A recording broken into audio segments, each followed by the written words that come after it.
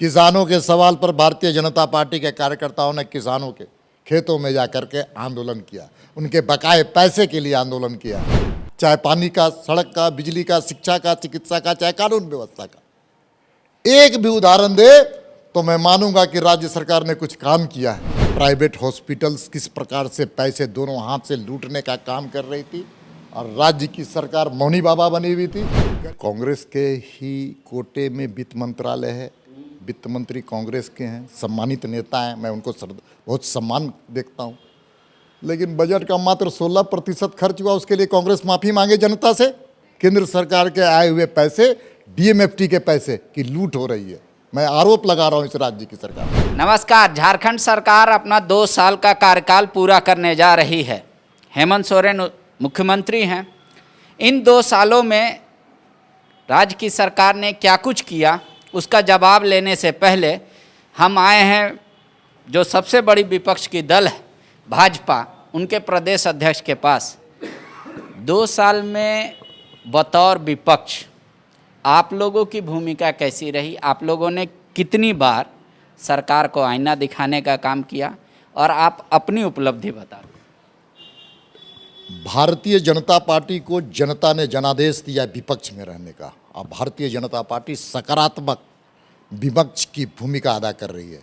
हम रचनात्मक भूमिका अदा कर रहे हैं, और साथ में सरकार के जो जन विरोधी नीतियां हैं उसके खिलाफ भी संघर्ष कर रहे हैं, और संघर्ष ऐसा कि उनको कई ऐसे निर्णय वापस करने पड़े।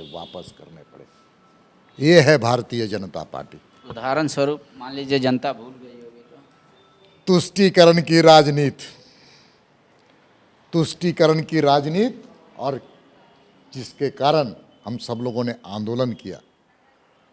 हम सब लोग विधानसभा 10 किलोमीटर पैदल, हमारे एक एक कार्यकर्ता चल करके, और पुलिस की लाठी झेलनी पड़ी। लेकिन इस राज्य की तुष्टीकरण राजनीति के सामने नतमस्तक होने का ना काम किया। मैं दूसरा बात कहना चाहता हूँ, किसानों के सवाल पर भारतीय जनता पार्टी के कार्यकर्ताओं ने किसानों के खेतों में जाकर के आंदोलन किया, उनके बकाए पैसे के लिए आंदोलन किया, और सरकार को झुकना पड़ा और कुछ किसानों को बकाया राशि देनी पड़ी। और भी मैं बताना चाहता हूँ, रोजगार के सवाल पर हम सब लोगों ने लगातार, जो संविदा कर्मी है उनके साथ खड़ा होकर के हम लोगों ने आंदोलन किया, और सरकार को बाध्य किया कि उनसे बात करके उनसे एक समझौता किया जाए।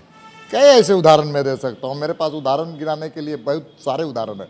कुछ उदाहरण तो जेएमएम भी गिना रही है, कह रही है बीजेपी अपने 5 सालों के कार्यकाल में जेपीएससी कंप्लीट नहीं की, महत संयोग को अब बना रही है भ्रष्टाचार। वो 5 साल में कंप्लीट कर लेती जेपीएससी।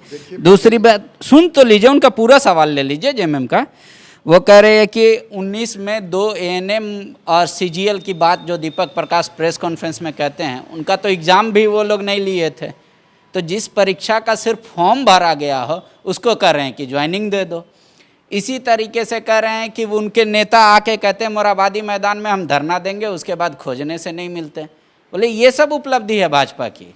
देखिए, जो सत्ताधारी दल होता है उसका आचरण अलग होना चाहिए। किसी भी राजनीतिक दल वह अपने कामों की उपलब्धि बताए। तो बता रहे भारत में हमारी बात सुन लीजिए, पूर्ण सुनिए। पांडे जी, आपका प्रश्न है तो उत्तर भी मेरा पूरा होगा। नहीं, जेएमएम का प्रश्न नहीं, तो मैं पूछना चाहता हूँ, सत्ताधारी दल है जेएमएम, कांग्रेस, आरजेडी। 2 वर्ष हुए पांडे जी, लगभग 2 उपलब्धि बताए कि मैंने 10 किलोमीटर सड़क का निर्माण किया, 10 बिजली के खंभे गड़वाने का काम किया, हमने इतने लोगों को रोजगार दिया, हमने इतनी जगह बिजली पहुंचाई, हमने इतने लोगों को नए स्कूल खोले, इतने हॉस्पिटल नए खोले। आधारभूत संरचना करने का काम, विकास का, चाहे बिजली, सड़क, शिक्षा, चिकित्सा और कानून व्यवस्था, ये राज्य सरकार की जिम्मेवारी है। आप बता दीजिए, ये आधारभूत संरचना में इस राज्य की सरकार का कोई उपलब्धि हो तो जनता के सामने कहे। एक भी उदाहरण, चाहे पानी का, सड़क का, बिजली का, शिक्षा का, चिकित्सा का, चाहे कानून व्यवस्था का, एक भी उदाहरण दे तो मैं मानूंगा कि राज्य सरकार ने कुछ काम किया है। पांडे जी, आप भी उनसे भी प्रश्न पूछिएगा कि आधारभूत संरचना में उनका कोई योगदान है 2 साल। आप जानते हैं कानून व्यवस्था के बारे में अगर हम चर्चा करें 2 साल में वो उपलब्धि गिना रहे हैं कि कोरोना काल में जब पूरा देश पूरी दुनिया तबाह हो गई, झारखंड के मजदूर जहां फंसे थे उनको एयरलिफ्ट करके लाया गया, सबसे कम मौतें हुई, सब जगह व्यवस्थित रहा। पूरी दुनिया ने हेमंत सोरेन के नेतृत्व को कोरोना काल में सराहा। ये बोला सबसे बड़ी उपलब्धि है। बोला खिलाड़ियों को आज तक बीजेपी ध्यान नहीं देती थी, हमने सीधी नियुक्ति दी। बोले अभी तो कोरोना काल से अब निपट रहे हैं, उसके बाद हमारा आकलन करेगी जनता। और बोली 3 चुनाव में इन दोनों 3 उपचुनाव हुए, बोला उसमें आकलन कर चुकी है जनता। देखिए, मैं 2 बातों को आपको जवाब देना चाहता हूँ। कोरोना पूरे देश में आया था, अन्य राज्यों में भी आए थे। अन्य राज्य खड़ा भी नहीं, बल्कि आर्थिक अर्थव्यवस्था को ठीक करके वो राज्य आगे बढ़ी। ये राज्य पूरी तरह से कोरोना के कालखंड में यहाँ पर काला धब्बा लगाने का काम किया राज्य की सरकार ने, पांडे जी। जैसे इस राज्य में सबसे ज़्यादा वैक्सीन की बर्बादी हुई, 37% तो वैक्सीन। बोले डाटा आप लोग अपलोड नहीं करते हैं, फिर वो झूठा। डाटा पर मत जाइए, डाटा पर नहीं जाइए। जनता के सामने ये प्रश्न है। और मैं ये कहना चाहता हूँ, हॉस्पिटल्स में किस प्रकार से कुव्यवस्था थी, प्राइवेट हॉस्पिटल्स किस प्रकार से पैसे दोनों हाथ से लूटने का काम कर रही थी, और राज्य की सरकार मौनी बाबा बनी हुई थी। गरीबों से लूटा जा रहा था, मरीजों से लूटा जा रहा था। प्राइवेट हॉस्पिटल्स पे राज्य सरकार का नियंत्रण था क्या, पांडे जी? और मैं बताना चाहता हूँ, ऑक्सीजन प्लांट के पैसे पहले आ चुके थे केंद्र सरकार के द्वारा, इन्होंने ऑक्सीजन प्लांट बनाने का काम नहीं किया। यदि पहले जो लहर आई थी उसमें अगर ऑक्सीजन के प्लांट के पैसे आए हुए थे बनने और ऑक्सीजन प्लांट लग चुके होते, तो दूसरे कोरोना की जो लड़ाई में हम और तेज़ी से लड़ने में सफल होते और कई लोगों की मौत नहीं होती। तीसरी बात मैं बताना चाहता हूँ, हॉस्पिटल्स में बेड खरीदे गए, पीपी किट खरीदे गए और सैनिटाइज़र खरीदे गए। मैं उसको सार्वजनिक करें, किस दाम पर और किस कीमत पर और किस मैन्युफैक्चरर से खरीदी गई है, इसको अगर उसमें हिम्मत है तो सार्वजनिक करें। मैं दूसरे राज्यों में भी तुलनात्मक चीज़ों को मैं आज सामने लाऊंगा। कांग्रेस का एक सवाल है, बोले कि इतना अच्छा विपक्ष हमको मिला है कि हमारे जीएसटी का पैसा नहीं देते टाइम पे, पूरा झगड़ा करने के बावजूद भी। जब हम लोग थोड़ा अच्छा करना चाहते हैं, बिजली काट देते बोल के डीवीसी को। कितना राज्य में डीवीसी सप्लाई करता है, काटता है सिर्फ झारखंड का। उसके बाद बोल रहे हैं कि कुछ अगर सहयोग उनसे अपेक्षा रखा जाए कि एक अच्छा विपक्ष है, तो बोला नहीं, वो लोग क्या करेंगे, सिर्फ कि थोड़ा सा अब हम पेट्रोल डीजल घटा दिए, आप भी घटा दीजिए। बोल रहे हैं कि हमारे पास सारा तो जीएसटी का पैसा मोदी जी के पास है, चला गया, सिर्फ पेट्रोल डीजल बचा है। बताएं हमारा राजस्व और हमारा बजट देख ले कि कितना आ रहा है और कितना जा रहा है, वो हम सार्वजनिक कर चुके हैं। कांग्रेस के ही कोटे में वित्त मंत्रालय है, वित्त मंत्री कांग्रेस के हैं, सम्मानित नेता हैं, मैं उनको बहुत सम्मान देखता हूँ। लेकिन बजट का मात्र 16% खर्च हुआ, उसके लिए कांग्रेस माफ़ी मांगे जनता से। 16% खर्च हुआ। और बात करें केंद्र सरकार पर, केंद्र सरकार के आए हुए पैसे डीएमएफटी के पैसे की लूट हो रही है। मैं आरोप लगा रहा हूं इस राज्य की सरकार पर। लोक कल्याणकारी योजनाओं के लिए पैसे आते हैं डीएमएफटी का, उस पैसे की लूट हो रही है जिले में। अब मैं इस दावे के साथ प्रमाणिक रूप में कहता हूं कि डीएमएफटी के पैसे लूट हो रहे हैं। और केंद्र सरकार की योजनाएं, जो सड़क के लिए, पानी के लिए जो पैसे आए थे, हर घर में शुद्ध नल, जल से नल हर घर में जाए जल, इसके पैसे सरेंडर कर दिया राज्य की सरकार ने। थोड़ा उनसे भी प्रश्न पूछिएगा।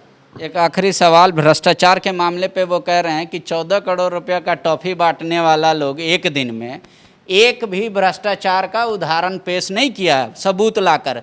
यहाँ लूट हो रहा, वहाँ लूट हो रहा, बोल रहे ऐसे सिर्फ प्रोपोगेंडा। बीजेपी जिसमें एक्सपर्ट है, बोल रहे वो सिर्फ हम पे भ्रष्टाचार का आरोप लगा रहे, एक भी सिद्ध नहीं कर पा रहे हैं। भाई तो आज तो 2 साल की सरकार हो गई। 2 साल की सरकार में बीजेपी के किस नेता पर केवल बयानबाजी, बयान बहादुर की तरह आरोप लगाते रहे लोग। प्रमाणित करने का कोई काम किया क्या? ये बयान बहादुर लोग हैं। ये लोग राजनीतिक विद्वेषता के आधार पर राजनीति कर रहे हैं, फर्जी मुकदमे करते हैं लोग। समय आने दीजिए, जनता इनके साथ सूद के साथ जनता असूलने का काम करेगी। एक मेरा सवाल ले लीजिए अब। रोजगार के मुद्दे पर आप भी ठग रहे हैं युवाओं को, मतलब भाजपा भी ठग रही है, जेएमएम भी ठग रही है। अब युवा अपने आप को पूरी तरीके से ठगा महसूस कर रहे हैं। पहले आप केंद्र की सरकार को कितना दोषी मानते हैं, खासकर रोजगार के मुद्दे पर? सरकारी नौकरी शब्द समझ लीजिए, नहीं तो रोजगार में आप बहुत सारा चीज़ जोड़ देते हैं आप लोग। और जेएमएम को कितना दोषी मानते हैं? अरे राज्य में राज्य की सरकार को रोजगार देना है अपने योजना के तहत। केंद्र की सरकार ने, मोदी जी की सरकार ने कई योजनाओं के द्वारा रोजगार के सृजन किए हैं। सरकारी नौकरी उसमें कितने? स्टार्टअप बिजनेस है, सरकारी नौकरी में भी इजाफा हुआ है। राज्य की सरकार ये बताए कि उनकी स्थानीय नीति और नियोजन नीति के आधार पर कितने लोगों को रोजगार मिला है। केवल राजनीति करना उनका पेशा हो सकता है, लेकिन भारतीय जनता पार्टी का कार्यकर्ता राजनीति सेवा का भाव लेकर के काम करता। अंतर यही है पांडे जी, आपके प्रश्न का उत्तर भी यही है। नहीं, अंतर तो वो बोल रहे हैं कि 7 करोड़ नौकरी देने का वादा करने वाले हमारे 5 लाख नौकरी की मांग कर रहे पांडे जी, हम फिर बार बार कह रहे हैं, ये सरकार, राज्य की सरकार, हेमंत सोरेन जी की सरकार, रोजगार के मामले में 5 लाख लोगों को रोजगार देने का वचन दिया था। इन लोगों ने कहा था कि बेरोजगारी भत्ता देंगे। कहाँ चला गया रोजगार, कहाँ चला गया बेरोजगारी भत्ता? गांव-गांव में जाकर के मैं पूछता हूं कि आपको रोजगार मिला क्या? लोग कहते हैं इस गांव में किसी को रोजगार नहीं।